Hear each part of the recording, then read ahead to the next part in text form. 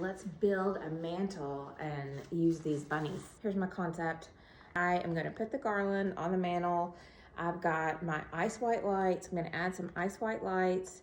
I am going to try to use this chicken wire in the middle. It's gonna be part of what I think is gonna hold the bunnies up. I've got some Easter grasses, different colors. I'm gonna use that. I've got a bunch of Easter eggs I'm thinking about popping in, and I'm gonna use a bunch of bunnies. You didn't see my Christmas mantles. I use 2 big teardrop garlands, and I put them together on the mantle. All right, a couple things. I put 4 garlands together to make this base garland. I have also plugged in lights. These are the ice white lights. There's 1,000 lights per strand. They are the snake light, and I'm going to run one of them this way and the other one is going that way.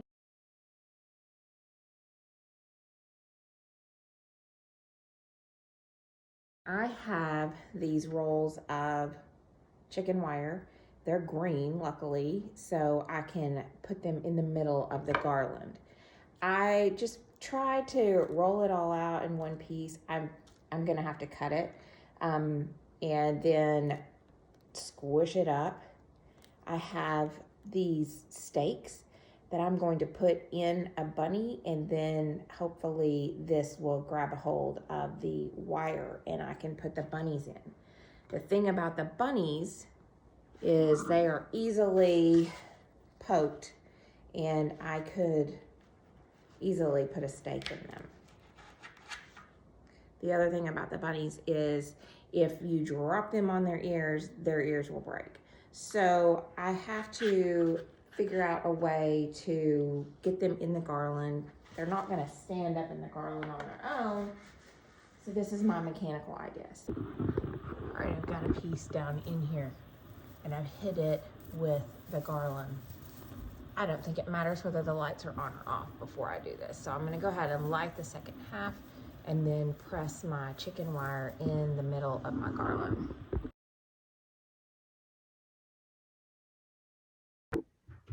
All right, again, I have lights left over on this end. So I'm completely lit, and the lights that are left over are gonna come back through after I've decorated. So let's start decorating. I'm going to put in the wire mesh, the chicken wire. I'm just going to cut off a piece about, I don't know, I'm winding it together. You want it to overlap so that it will grab a hold of those stakes. So I want to give myself enough to squish it together and make it overlap. You can also kind of twist it a little bit because you don't want your holes to line up. You want them to overlap and make smaller holes, if you know what I mean. Oh, that's working, but be careful. You don't want to poke yourself.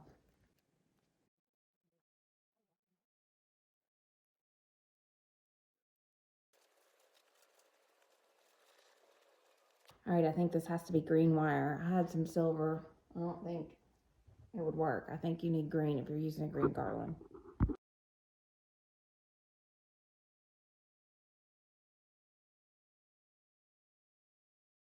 Here's part of my concept. I've got these candlesticks. And I've got these bunnies. What do you think?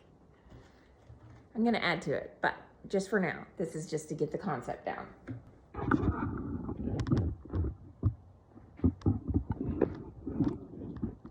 All right, let's see if some bunnies will stay in place. I've got my chicken wire all buried in my garland. So let's see what the bunnies do. Sorry, buddy.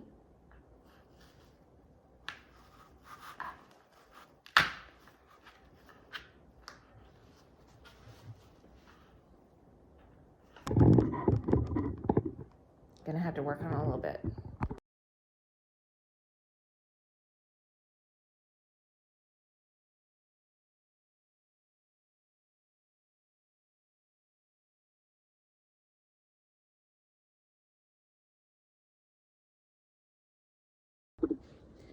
All right, well, that worked pretty well. The mechanics worked. I had to play with it a little bit, move my stakes or my pegs a little bit based on how I wanted my bunny to sit. Now I'm gonna add Easter grass. I've got some just old Easter grass from the kids' Easter baskets in different colors, and I thought I would add that under the bunnies.